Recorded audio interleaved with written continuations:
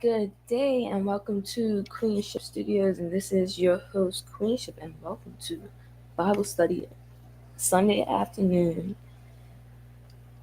Uh, Today we are live.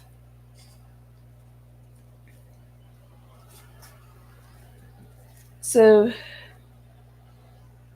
this morning at 4 a.m. we had our little Bible study, and we went through Christ consciousness and how we utilize Christ consciousness to empower ourselves and others.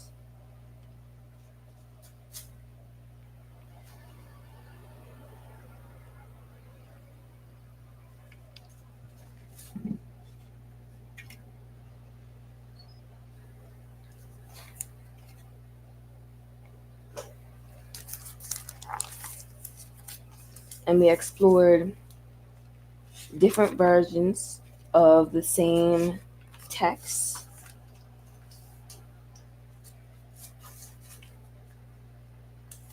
So we explored Galatians, and we went through the Quran, the Revised New Testament, and the original New Testament, because it is different in both. And I'd like to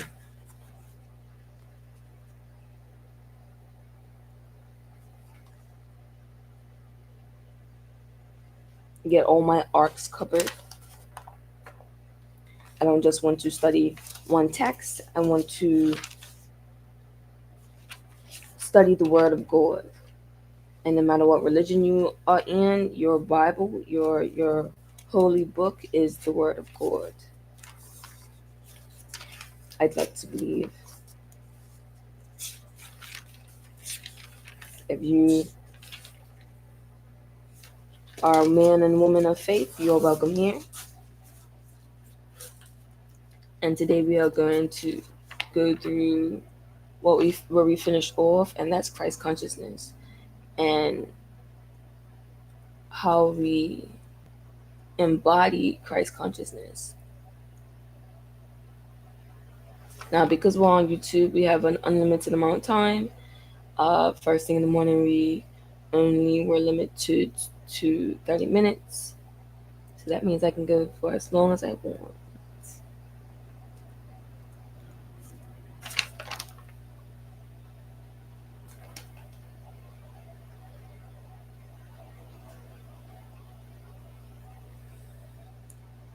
Now I'm just going to pull up Christ consciousness,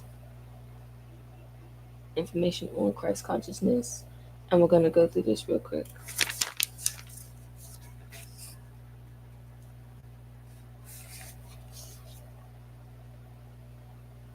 So before we left off at key aspects of Christ consciousness.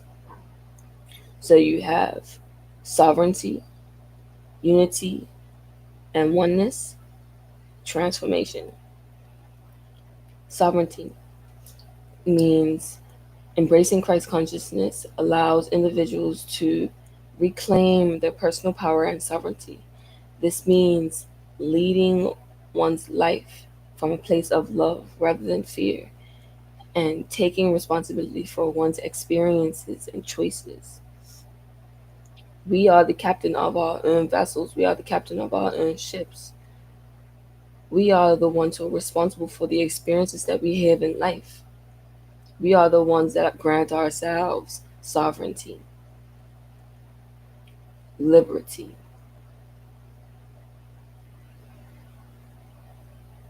Unity and oneness. Christ consciousness teaches that there is no separation between individuals and their divine and the divine. This realization fosters a sense of interconnectedness with all beings, promoting compassion and empathy. And this is why we over here at Queenshipt Studios, we allow a diverse audience, whether you're Jewish, Christian, Muslim, Hindu, or whatnot. And I want to hear from everybody. There's no reason that we should be divided. We're all children of God. We're all believers of God. We all are men and women of faith. So where's the division? What's the division about? I understand that we may disagree with certain things, but can we all come together and unite based off of the fact that we agree that we are believers of God? No matter what you call God, no matter what language you speak, whether the translation of God in your language means Allah or Dio, it doesn't matter because we're all talking about the same entity. Or it shouldn't matter because we're all talking about the same entity.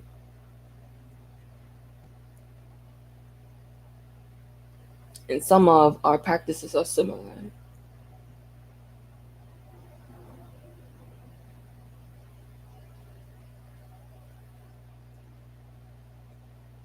And then now I was thinking of not bringing in too much of my own personal beliefs, but I believe or I feel that that would be a disservice to me, as this is my channel. By the way, my camera doesn't work, so I do apologize about that. So it's just gonna be a blank screen until I sort it out. So next one is transformation. The journey towards Christ consciousness involves purifying oneself from ego-driven desires and illusions. This transformation can lead to profound sense of peace, joy, and fulfillment.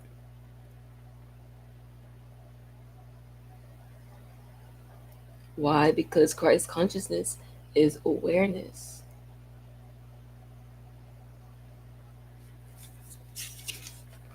When you're aware, your perception of something is clear, especially if you have Christ consciousness, because consciousness is still awareness, but Christ consciousness is an awareness of things that are unseen, unknown, unheard, and you have this unwavering faith in something that's higher than self. You're not convinced by the things that you see because you walk by faith and not by sight, right?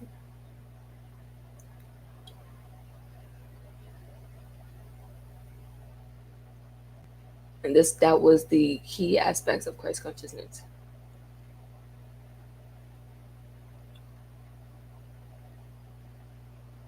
Steps to activate Christ consciousness.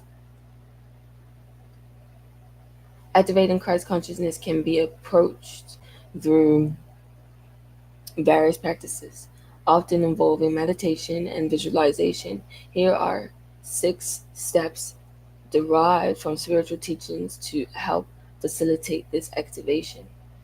Focus on the heart, your heart posture. Activate the light. Feel the heat. Allow the light to fill you. Merge with the source. Expand your energy field.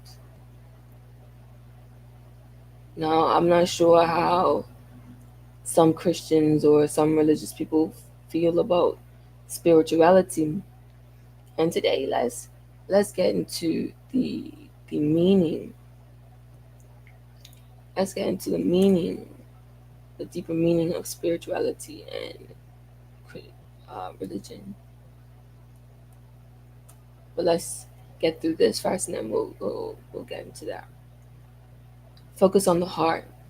Begin by turning your attention to the center of your heart. Visualize a light or spark that represents your inner divine aspects. Activate the light. Imagine this spark flickering and growing brighter, symbolizing the awakening of Christ consciousness within you. Feel the heat. Acknowledge the warmth radiating from this light. which signifies the presence of divine energy within you. Express gratitude for this sensation. Allow the light to fill you. Visualize this light expanding throughout your body, aligning you with a higher frequency of love and goodness. Merge with the source. As the light fills you, feel a deep connection with the divine source, recognizing that you are part of this greater whole. Expand your energy field. Embrace the expanded energy around you, understanding that this Christ consciousness is your inherent nature, acceptable at all times, accessible at all times. Now, not a lot of us are visual or auditorium. With me, I find it best to make certain things a part of my nature.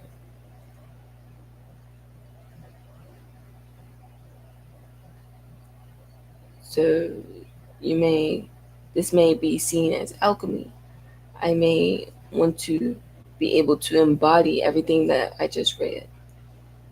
I want to be able to embody my inner divine essence. I want to be able to embody this love and compassion. I want to be able to embody the sense of oneness with the world. I may be going into nature, understanding that every living thing is a living thing. The tree is living.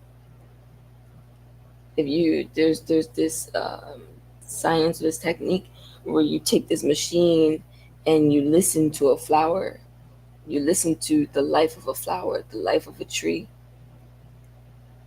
and you hear it sing. I'm not sure what it's called. I'm not sure what the machine is called, but you hear these these living things sing,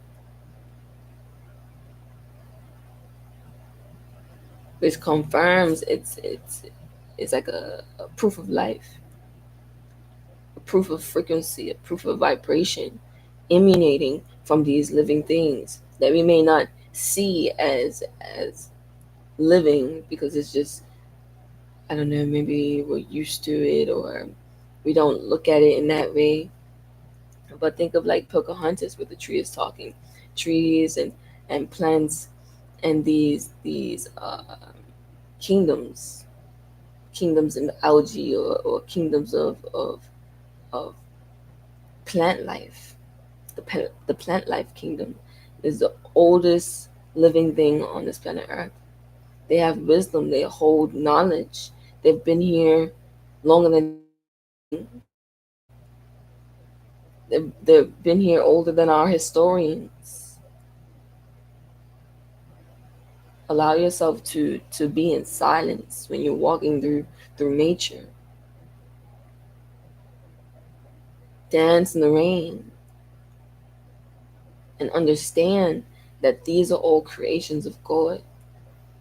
And when you're in nature, when you're in the rain, when you're swimming in the ocean, not Clorox, not a Clorox filled pool, but when you're in the ocean, you are um, allowing yourself to the word that when you're in something, when you're experiencing something firsthand, when you're, what's the word? And it's right there. It's on my tongue. It's on the tip of my tongue. When you're allowing yourself to be immersed by this life outside of human species, you get this overwhelming sense of love, this overwhelming frequency of love, especially if you already emanate this the intention of appreciation and acceptance. God is all around you. God is as close as your next breath. God is within you. And how do you know you're in a state of divinity when your mind, when your intentions, when your spirit is always on a higher frequency? This higher frequency is a frequency of love, on a frequency of compassion, patience, joy, enlightenment, genuinity, positive thinking. I understand that we may be caught up in ruminating sometimes about the bad things, the bad days, or the hardship, or the shortcomings.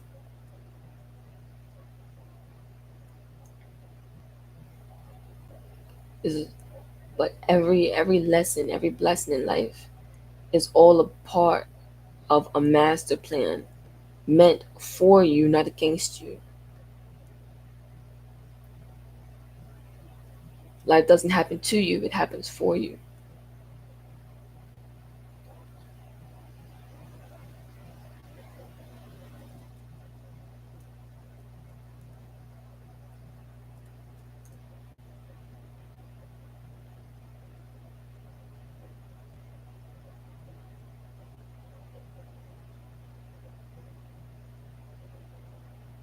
So, frequency.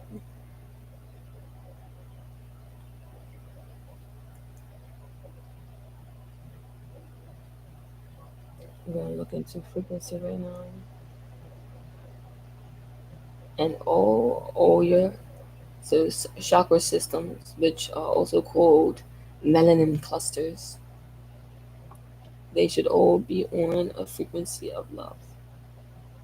So you have enlightenment, peace, joy, love, reason, acceptance, willingness, neutrality, courage, and there's all of the higher frequency. When you're brave, when you act in the face of fear,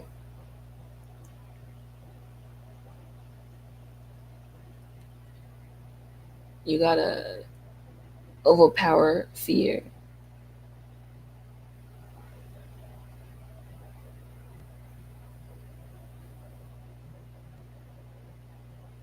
You gotta ride fear like a bull. Fear is like a bull. You gotta get on the bull, take the bull by the horns.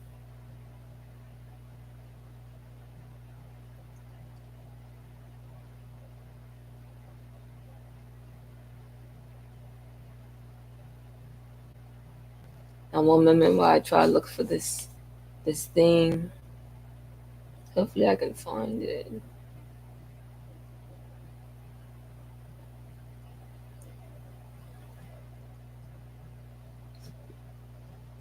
Okay, I wanna finish this and then we can look for this.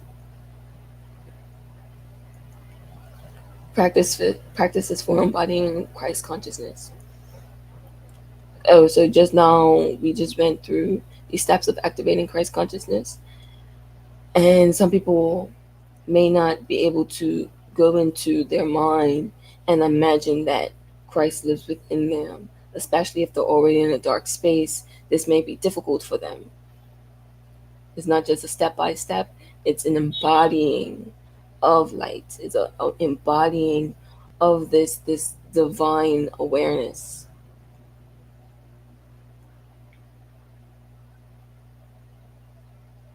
Immersing yourself in things that are created by God. Looking up at the stars, appreciating shooting stars or the clouds or butterflies. Look at nature. Look at the the colony of ants and how they move, how they function. How if something dies, ants are right there, like they sense it. They have these antennas that sense their environment, things that are around them. You have animals who move on God's time. Pay attention to chickens and when they crow. Look at your watch when they crow. Look at animals and how they move. They move with the sequence of the earth. When the sun rises, when the sun sets, when the moon's up, they don't know what time it is. They don't have a watch, but it's like clockwork. An animal will tell you what time it is.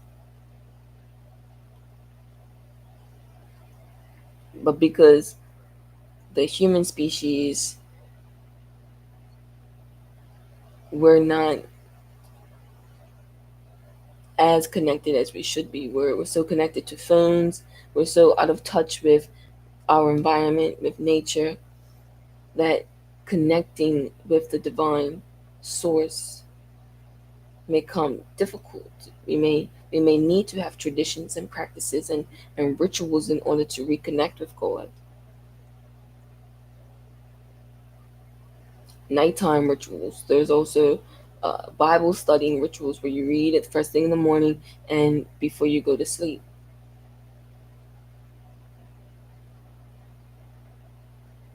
So let's move on to practicing for embodying Christ consciousness. For to further anchor Christ consciousness in your life, consider incorporating the following practices: meditation, prayer and intention, service and compassion. Meditation. Engage in guided meditation specifically designed to activate Christ consciousness. These meditations often focus on breathing, visualization, and connecting with divine energy. Prayer and intention. Set a daily intention and engage in prayer that aligns your heart and mind with divine love and wisdom. This practice helps to cultivate a mindset of openness and receptivity to higher consciousness, a higher state of thinking and feeling. Service and compassion. Activity.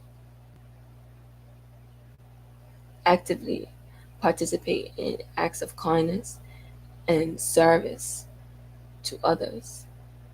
This not only reflects the principle of Christ consciousness, but also reinforces your connection to the collective human experience. Now, I'd like to add boundaries. Not everybody is deserving of your acts of kindness. Some people, they don't appreciate you. And we just spoke about receptivity. If somebody is not reciprocating your acts of kindness, then you have the right to take away those privileges. You can have your acts of kindness and do your acts of kindness, but if that appreciation, and it doesn't necessarily have to be equivalent to your acts of kindness. Like if you give to charity, if you give to money, you give money to people. Like, say you're not going to expect your money back from a homeless person. And some homeless people may be what was the word, where it's like shameful. They may be ashamed that they're in the situation that they're in, especially if they are in the older generation. They may look back at their life and think to themselves, how did I get here? So your acts of kindness may be a reflection of where they're not. I shouldn't have to be begging for money. I shouldn't be in this situation. And it's not personal. It's nothing personal. They may need more kindness, if anything. So this is where your gift of discernment comes in. When to take a step back from giving to certain people, because certain people do not deserve an act of kindness. This is where boundaries come in. This is where discernment comes in, because if your acts of kindness is not reciprocated, it may feel like a chore instead of something that it's like labor of love. So when it comes to meditation, there is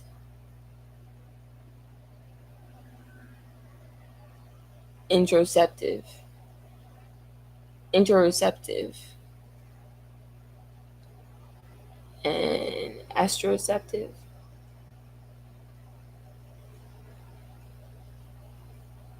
Hold on, because interoceptive people, they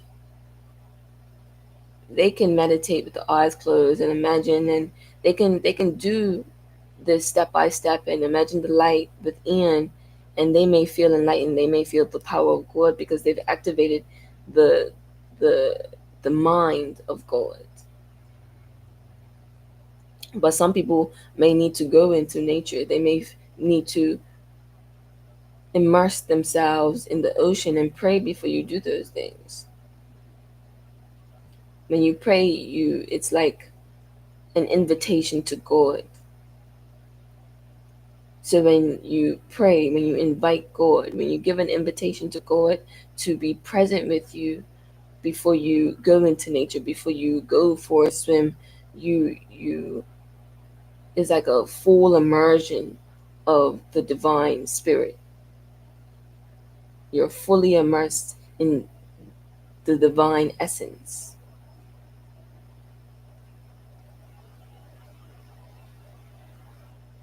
Exteroception refers to the five senses that help you process what you see, hear, smell, taste, and touch. Interoception involves sensory perceptions from inside your body, which as changes in temperature, tension, or pain. These sensations give you feedback about whether you are hungry, thirsty, unwell, or sleepy. So that makes sense because I think exteroceptive, exteroceptive is like I would have to be on a schedule. Oh, right now is the time to eat. Right now is the time to sleep, because it's not the same for me. Like feeling hungry, feeling thirsty, feeling unwell, or feeling sleepy is not the same for me. I can work through all of these. Like it doesn't have that much of an impact on me to be hungry, sleepy, thirsty, all that type of stuff.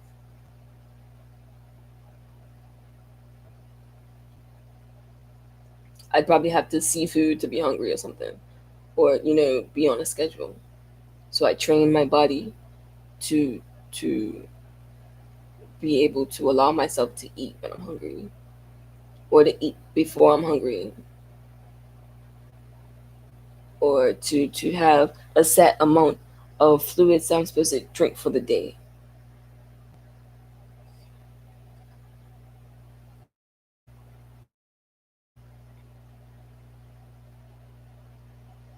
because I'm more exteroceptive than I am interoceptive. So to conclude all of this, embodying Christ consciousness is a profound journey of self-discovery and spiritual awakening. It requires commitment to personal growth and a willingness to release old patterns and an openness to the divine presence within our in and around us. By following the steps and practices outlined, individuals can activate and integrate this higher state of consciousness, ultimately leading to a more fulfilling and harmonious life. Now let's look for this thing.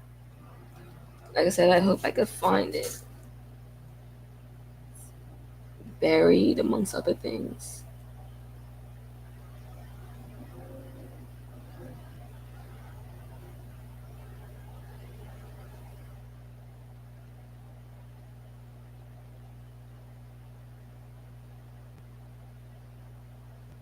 Okay.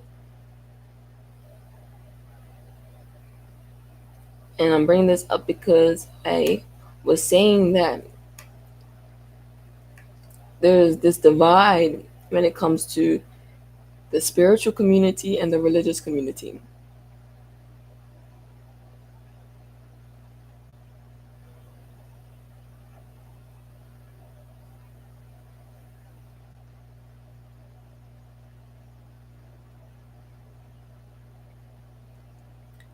And I was wondering why. Because we're all, I mean, somebody had to explain to me the whole, oh, I'm religious, but I don't practice my religion. Or I'm spiritual, but I'm not religious. Sometimes to me, the spiritual but not religious means that you don't want to me, means that you don't want to experience the consequences of your actions. You don't want structure because religion, like I said, religion is structured. It's traditions, it's routines, it's practices, it's daily practices to reconnect you with the divine essence, the higher state of mind, the power of God. Is to reconnect you with God on a daily basis. And with Muslims, they have a 5 day prayer practice.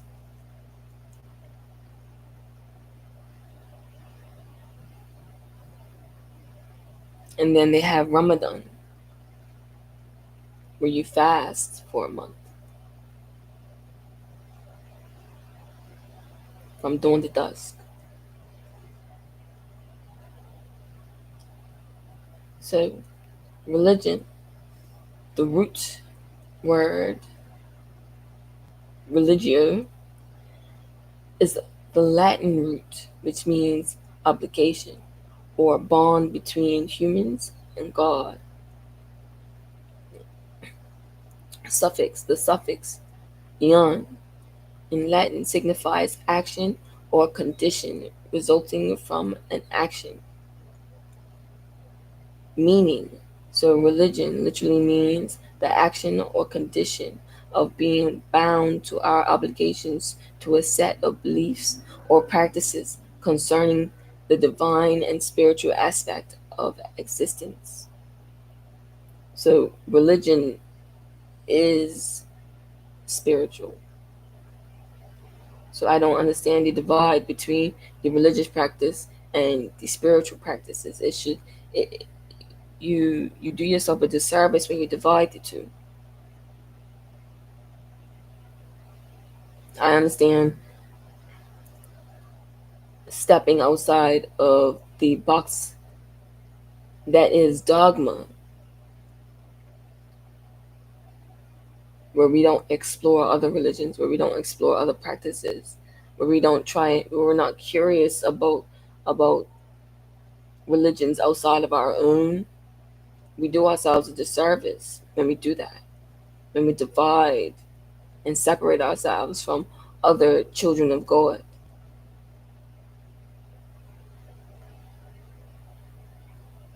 Us being born in different religions, different regions, pardon me, born into different religions, having different languages, different pigments, different social norms, different constructs, different practices and traditions.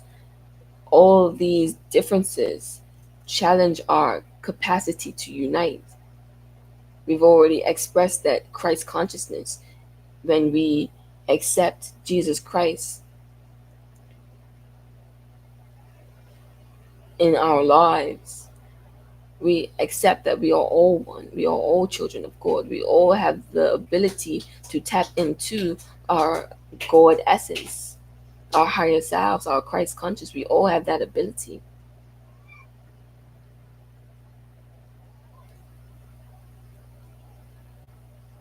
I'm going to finish this and then I'm going to go. Relationship to adjective. Religious would then connote being full of a full of or possessing the qualities of this bond or obligation to spiritual beliefs or practices. Now, spiritual, the root of spiritual, spirit, comes from the Latin word spiritus, meaning breath or spirit. The suffix ul derives from Latin word like olis or us. As you mentioned earlier, indicating possession or qualities when you possess the spirit of God. Meaning, thus, spiritual pertains to qualities or characteristics related to the spirit or non-material aspects of existence. This is the um,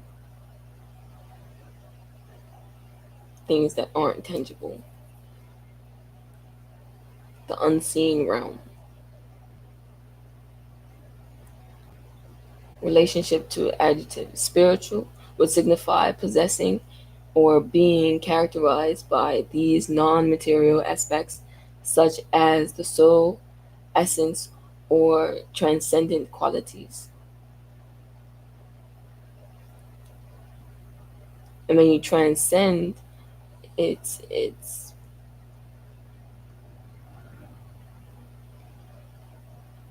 like a shift in perspective. Like you have an epiphany. An epiphany is a result of transcending, or the transcendence is the result of you having an epiphany.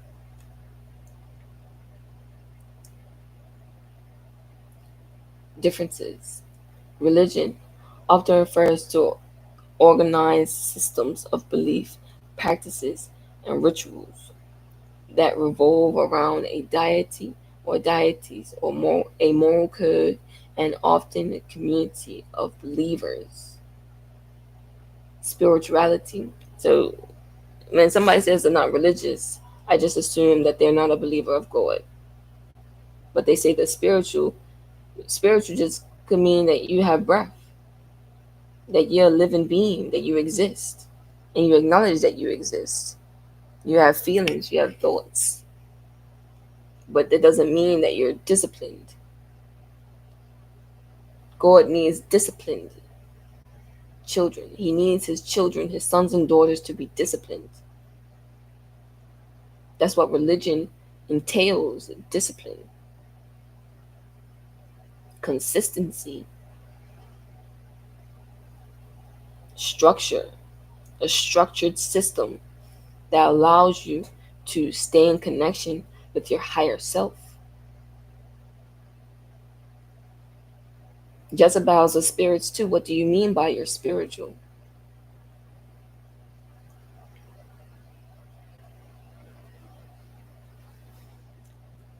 Spirituality is broader and can encompass individual experiences, beliefs, and practices that relate to the inner self, personal growth, transcendence, and connection to something greater than oneself. It can be part of religious practices, but can also exist independently from organized religion. In summary, while both religion and spirituality involves beliefs and practices related to the divine or non-material, see, spirituality doesn't mean you're tapped into the divine. It just means that you acknowledge that you have non-material aspects of existence, like thoughts and emotions. Your mind is immaterial. Religion tends to be more structured and organized, while spirituality can be more individualized and subjective.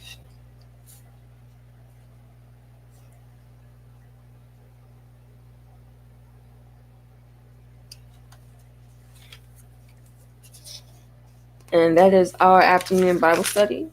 Please leave in the comments your thoughts on Christ consciousness, your thoughts on religion and spirituality. Let us know or email me. My email is in my description. You can go to my personal page and email me your religion and your experience when it comes to being in the religion that you're in, to being a part of the religion that you're in. And if you're atheist, email me too.